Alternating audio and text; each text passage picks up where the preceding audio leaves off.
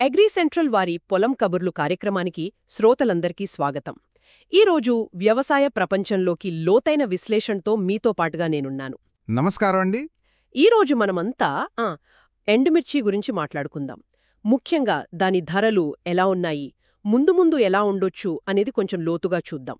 మన దగ్గర ఒక నివేదిక కూడా ఉంది కదా, మిర్చి ధరలు, డిమాండ్, సరఫరా విశ్లేషణ అని. అవునండి. ఆ నివేదికలోని వివరాలు, అంచనాలు చూసి అసలు మార్కెట్ని నడిపిస్తున్న అంశాలేంటి, వాటిని అర్థం చేసుకోవడమే మన ప్రయత్నం. అవును. అంటే కేవలం ధరలు చూడడమే కాదు, వాటి వెనుకున్న కారణాలు, అంటే సరఫరా ఎలా ఉంది, డిమాండ్ ఎలా ఉంది, ప్రభుత్వ పాలసీలు, వాతావరణం, ఇలా అన్నిటినీ విశ్లేషిద్దాం. సరే, అయితే మొదలు పెడదామా? ప్రస్తుతానికి మార్కెట్లో మిర్చి ధరల పరిస్థితి ఏంటి? నివేదిక ప్రకారం చూస్తే గుంటూరు లాంటి పెద్ద మార్కెట్లలో ధరలు కొంచెం అటు ఇటుగా ఉన్నట్టున్నాయి, స్థిరంగా లేవన్నమాట. నిజమేనండి. ఒక మిశ్రమ ధోరణి ఉంది. ఉదాహరణకు ఆగస్టు 26 డేటా తీసుకుంటే గుంటూరులో తేజ S17 రకం ఉంది కదా, మంచి రంగు, కారం ఉంటుంది. దాని ధర క్వింటాలకు ఓ 300 పెరిగింది. అంటే 12,500 నుంచి 15,300 మధ్యలో నడుస్తోంది. ఓ, అంతకు ముందు వారం కంటే కొంచెం పెరిగిందన్నమాట. అవును. అంతకుముందు వారం మ్యాక్సిమం 15,000 ఉంది. అంటే కొంచెం పెరిగింది. కానీ అదే సమయంలో వండర్ హాట్ అని ఇంకో రకం ఉంది కదా, దాని ధర 500 రూపాయలు తగ్గింది. అది 15,500 నుంచి 16,000 మధ్య ఉంది. అంటే కొన్ని పెరిగాయి, కొన్ని తగ్గాయి. మరి వేరే మార్కెట్లు, ఖమ్మం లాంటివి? ఖమ్మంలో ఆగస్టు 28న క్వింటాల్ రేటు 8,600గా ఉందండి. దీన్ని బట్టి చూస్తే రకాన్ని బట్టి, ప్రాంతాన్ని బట్టి తేడాలు స్పష్టంగా కనిపిస్తున్నాయి. సరే, ఈ చిన్న చిన్న మార్పులు పక్కన పెడితే మార్కెట్లో జనరల్గా వినిపిస్తున్న మాటేంటి? ధరలు నిలబడతాయా లేక ఇంకా తగ్గుతాయా? మార్కెట్టు వర్గాల అంచనా ప్రకారం డిమాండైతే బలంగానే ఉంది, కొనేవాళ్లు బాగానే ఉన్నారు. కానీ మార్కెట్కి సరుకు రాక మాత్రం కొంచెం తక్కువగానే ఉంది. ఈ రెండు కలిపి చూస్తే ధరలు ఇక్కడ నుంచి తగ్గడం కన్నా నిలకడగా ఉండటం, లేదంటే ఇంకా కొంచెం పెరిగే అవకాశాలే ఎక్కువని అనుకుంటున్నారు.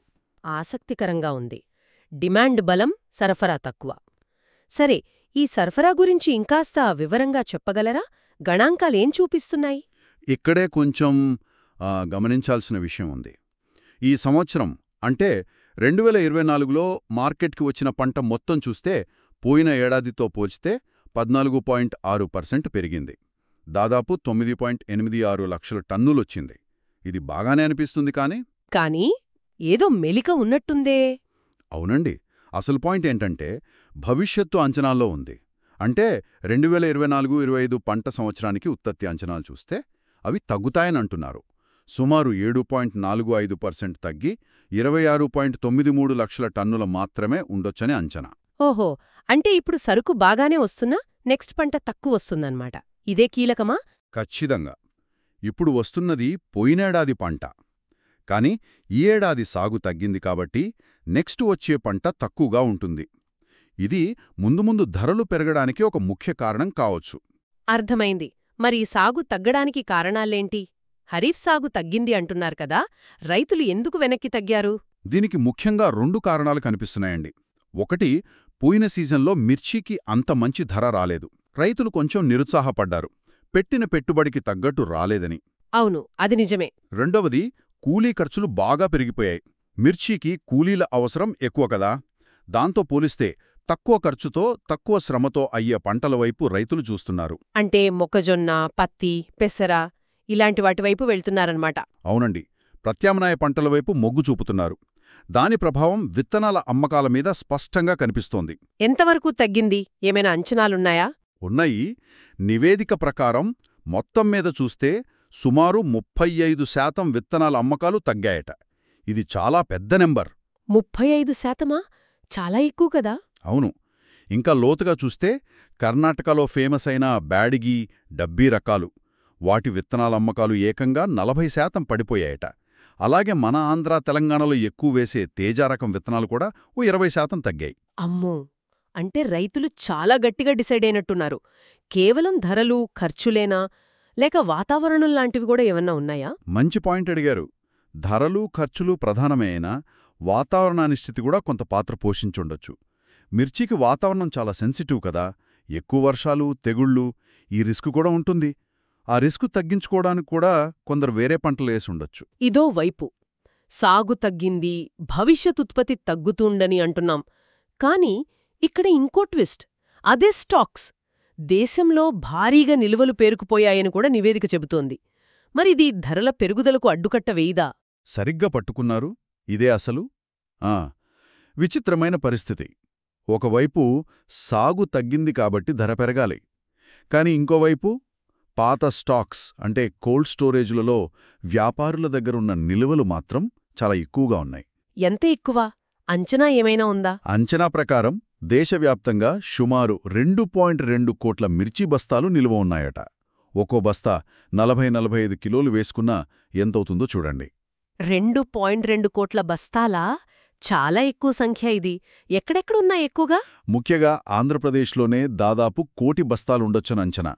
తెలంగాణలో ఓ 50-55 లక్షల బస్తాలు, కర్ణాటకలో ఓ 70 లక్షల బస్తాలు ఇలా ఉన్నాయి. ఈ స్టాక్స్ పోయిన ఏడాది ఇదే టైంతో పోలిస్తే చాలా ఎక్కువ. అంటే సాగు తగ్గినా ఈ భారీ నిల్వలు మార్కెట్లోకొస్తే ఆ ధరల పెరుగుదలను ఇవి కొంత బ్రేక్ చేసే అవకాశముంది. ఈ రెండిటి మధ్య పోటీ ఎలా ఉంటుందో చూడాలి మరి. మరోవైపు ఈ భారీ నిలువలు కిందికి లాగుతున్నాయన్నమాట. చాలా కాంప్లికేటెడ్గా ఉంది. సరే, వాతావరణం గురించి కూడా అన్నారు కదా, వర్షాల ప్రభావం ఎలా ఉంది ప్రస్తుతం? అవునండి, ప్రస్తుత వర్షాలు కూడా కొంత ఆందోళన కలిగిస్తున్నాయి. ముఖ్యంగా మన దక్షిణ భారతదేశంలో మిర్చి పండించే కొన్ని ముఖ్య ప్రాంతాల్లో. ఎక్కువ వర్షాల వల్ల నాట్లు ఆలస్యమవుతున్నాయి. కొన్ని చోట్ల వేసిన పంటకు కూడా నష్టం వాటిల్లుతోందని అంటున్నారు. ఇది పనులకు ఆటంకం కలిగించడమే కాకుండా ఫ్యూచర్లో దిగుబడి మీద కూడా ఎఫెక్ట్ చూపిస్తుంది. ఒకవేళ దిగుబడి తగ్గితే అది మళ్ళీ ధరలకు కొంత సపోర్ట్ ఇవ్వచ్చు.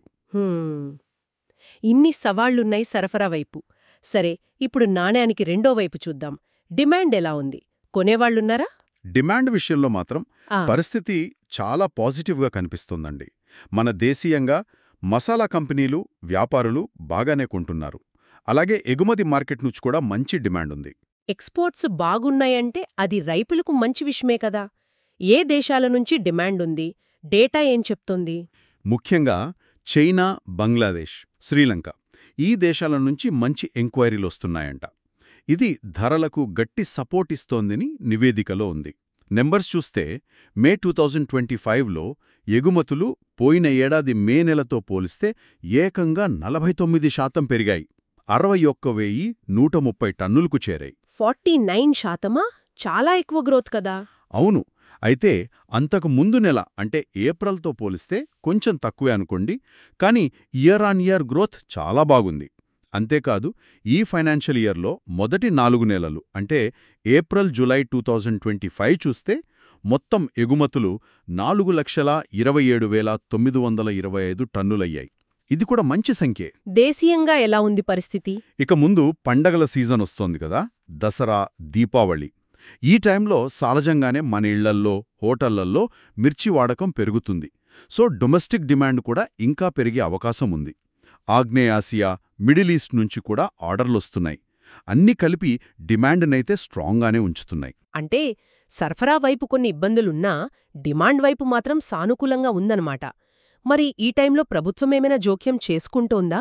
రైతుల కోసం, ధరల స్థిరీకరణ కోసం ఏమైనా చర్యలున్నాయా? ప్రభుత్వం మార్కెట్ ఇంటర్వెన్షన్ స్కీమ్ అంటే ఎంఐఎస్ అంటారు కదా, దాని కింద కనీస మద్దతు ధర ఎంఎస్పీని అమలు చేస్తోంది. ఎప్పుడైనా మార్కెట్ ధరలు బాగా పడిపోతే రైతులు నష్టపోకుండా ఆదుకోవడమే దీని ఉద్దేశ్యం. ఎంత నిర్ణయించారు ఎంఎస్పీ?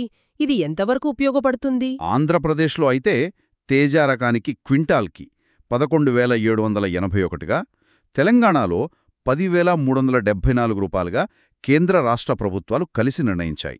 ఒకవేళ ఓపెన్ మార్కెట్లో రేటు దీనికంటే తగ్గితే రైతులు గవర్నమెంట్ సెంటర్స్లో ఈ రేటుకు అమ్ముకోవచ్చు. ఇది రైతులకు ఒక రకమైన సేఫ్టీ నెట్ లాంటిది. ధరలు మరీ పడిపోకుండా కొంత ఆపుతుంది. అవును, అది కొంత ధైర్యాన్నిస్తుంది. అయితే ఆ కొనుగోలు కేంద్రాలు సరిగ్గా పనిచేయాలి కదా. కరెక్ట్. వాటి ఏర్పాటు, పనితీరు క్షేత్రస్థాయిలో ఎలా ఉందనేది ముఖ్యం. సరే, ఇన్ని ఫ్యాక్టర్స్ ఉన్నాయి. అగ్గిన సాగు, ఎక్కువ స్టాక్స్, మంచి డిమాండ్, వర్షాలు, ఎంఎస్పీ. వీటన్నిటినీ బట్టి చూస్తే ధరల భవిష్యత్తు మీద నిపుణుల అంచనా ఏంటి? షార్ట్ టర్మ్లో, లాంగ్ టర్మ్లో ఎలా ఉండొచ్చు? స్వల్పకాలికంగా చూస్తే ఉదాహరణకు గుంటూరు మార్కెట్లో 334 రకం మిర్చి ధర క్వింటాలకు 12,000 నుంచి 14,000 మధ్య ఉండొచ్చని రిపోర్ట్ చెప్తోంది. అలాగే రిగ్రెషన్ అనాలిసిస్ అనే ఒక స్టాటిస్టికల్ పద్ధతి ఉంటుంది. అంటే పాత ధరల సరళిని బట్టి అంచనా వేయడం. అవును, దాని ప్రకారం ఆగస్టు నెల యావరేజ్ ప్రైస్ 13,450 రూపాయలుగా అంచనా వేశారు. కానీ రేంజ్ మాత్రం 12,000 నుంచి 15,000 మధ్య ఎక్కడైనా ఉండొచ్చని కూడా చెప్తున్నారు. ఓకే, ఇది షార్ట్ టర్మ్. మరి కొంచెం ముందుకి చూస్తే అంటే కొత్త పంట వచ్చే వరకు ఎలా ఉండొచ్చు? మొత్తమీద ట్రెండ్ చూస్తే ధరలు పెరిగేవైపే ఎక్కువ అవకాశాలు కనిపిస్తున్నాయి. ఎందుకంటే 1 కొనుగోళ్లు బలంగా ఉన్నాయి, దేశీయంగా ఎగుమతుల పరంగా. 2 రైతులు కూడా మంచి రేటు వస్తుందేమో అని సరుకును మొత్తం ఒకేసారి వదలకుండా కొంచెం ఆచితూచి అమ్ముతున్నారు. దానివల్ల మార్కెట్కి ఫ్లో తగ్గింది. దానికి తోడు సాగు కూడా తగ్గింది గదా? అవును, ఖరీఫ్ సాగు తగ్గడం వల్ల ఫ్యూచర్లో ఉత్పత్తి తక్కువుంటుందనే అంచనాలు కూడా ధరలకు సపోర్ట్ చేస్తున్నాయి. కాబట్టి కొత్త పంట మార్కెట్కి పెద్దెత్తున వచ్చే వరకు, అంటే ఇంకో కొన్ని నెలల పాటు, ధరలు ఇప్పుడున్న రేంజ్లో నిలకడగా ఉండటం లేదా ఇంకాస్త పెరగడానికే అవకాశాలెక్కువ. మరి లాంగ్ టర్మ్లో అంటే వచ్చే ఏడాది 2025లో పరిస్థితి ఎలా ఉండొచ్చు? అప్పుడు కూడా ధరలు ఇలాగే ఉంటాయా?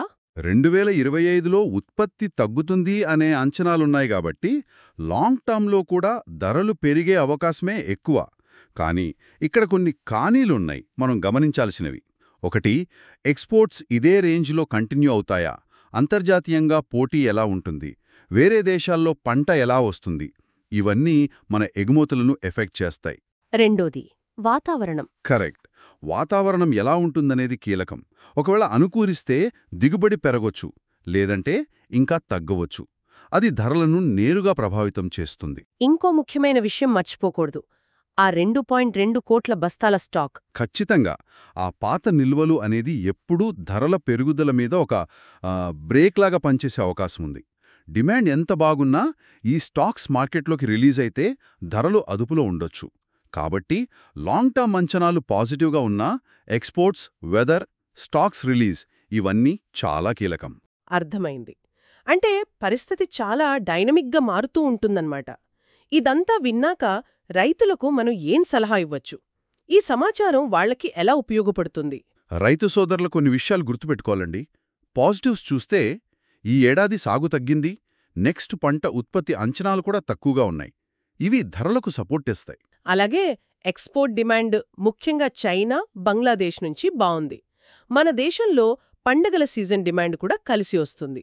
ఇవన్నీ ప్లస్ పాయింట్లే. అవును. ఇక ప్రభుత్వ ఎంఎస్పీ అనేది ఒక రక్షణ కవచం లాంటిది. మార్కెట్ మరీ పడిపోతే నష్టాన్ని తగ్గించుకోవడానికి ఉపయోగపడుతుంది. అయితే ఆ ఎంఎస్పీ సెంటర్లు అందుబాటులో ఉన్నాయా, కొనుగోళ్లు ఎలా జరుగుతున్నాయో చూసుకోవాలి. ఇవి మంచి విషయాలు. మరి రైతులు జాగ్రత్త పడాల్సిన అంశాలేంటి? రిస్కులేమున్నాయి? అతి ముఖ్యమైనది ఆ భారీ నిలువలు, 2.2 కోట్ల బస్తాలు. అది మార్కెట్ మీద ఎప్పుడైనా ప్రెషర్ తీసుకురావచ్చు. రెండోది వర్షాల వల్ల సాగు ఆలస్యమవ్వడం, పంట దెబ్బతినడం లాంటివి. దీనివల్ల దిగుబడి ఎంత వస్తుందో అనిశ్చితి ఉంది. ఒకవేళ వాతావరణం బాగుండి ఆలస్యంగా వేసిన పంట కూడా బాగా పండి పాత స్టాక్స్తో కలిసి ఒకేసారి మార్కెట్కు వస్తే ధరలు తాత్కాలికంగా తగ్గే ప్రమాదం కూడా ఉంటుంది. కాబట్టి అమ్మకం విషయంలో చాలా జాగ్రత్తగా ఉండాలి. ఎప్పుడమ్మాలి, ఎంతకమ్మాలి అనేది చాలా ముఖ్యమన్నమాట. సరిగ్గా చెప్పారు. గుంపులో గోవిందలా కాకుండా ప్రతి రైతు తమ సొంత పరిస్థితిని చూసుకోవాలి. పంట నిల్వ ఉంచడానికయ్యే ఖర్చెంత, వెంటనే డబ్బు అవసరముందా, మార్కెట్ రేటుకి ఎంఎస్పీకి తేడా ఎంత ఉంది, గవర్నమెంట్ కొనుగోలు చేస్తుందా, ఇవన్నీ ఆలోచించుకుని మార్కెట్ని ఎప్పటికప్పుడు గమనిస్తూ అప్పుడు నిర్ణయం తీసుకోవాలి. మొత్తం ఒకేసారి కాకుండా వీలైతే దశలవారీగా అమ్ముకోవడం కూడా మంచిదేమో. విన్నారు కదా, మిర్చి మార్కెట్ని అర్థం చేసుకోవడమంటే అది కేవలం ధరల పట్టిక చూడటం కాదు. దాని వెనుక ఎన్నో డైనమిక్స్ పనిచేస్తాయి. రైతుల కష్టం, ప్రకృతి, వ్యాపారం, గ్లోబల్ మార్కెట్లు, ప్రభుత్వ నిర్ణయాలు అన్నీ కలిస్తేనే మిర్చి ధర నిర్ణయమవుతుంది. నిజమేనండి. ఇలాంటి విశ్లేషణల ద్వారా మార్కెట్ని అర్థం చేసుకోవడం, సరైన సమాచారంతో నిర్ణయాలు తీసుకోవడం రైతులకు చాలా అవసరం. వారి శ్రమకు తగ్గ ప్రతిఫలం దక్కడానికి ఇది ఉపయోగపడుతుంది. అగ్రిసెంట్రల్ వారి ఈ పొలం కబుర్లు కార్యక్రమాన్ని ఇంత ఆసక్తిగా విన్న శ్రోతలందరికీ మా ధన్యవాదాలు. వ్యవసాయ రంగంలో వస్తున్న మార్పులు, కొత్త టెక్నాలజీలు, రైతులకు ఉపయోగపడే మరిన్ని విశ్లేషణలు, సలహాలతో మీ ముందుకు వస్తూనే ఉంటాం. మమ్మల్ని వింటూ ఉండండి. మరిన్ని వివరాలు, అప్డేట్స్ కోసం మా అగ్రిసెంట్రల్ ఛానల్కు తప్పకుండా సబ్స్క్రైబ్ చేసుకోండి. మరో ఆసక్తికరమైన అంశంతో, లోతైన విశ్లేషణతో మళ్ళీ కలుద్దాం. అంతవరకు సెలవు.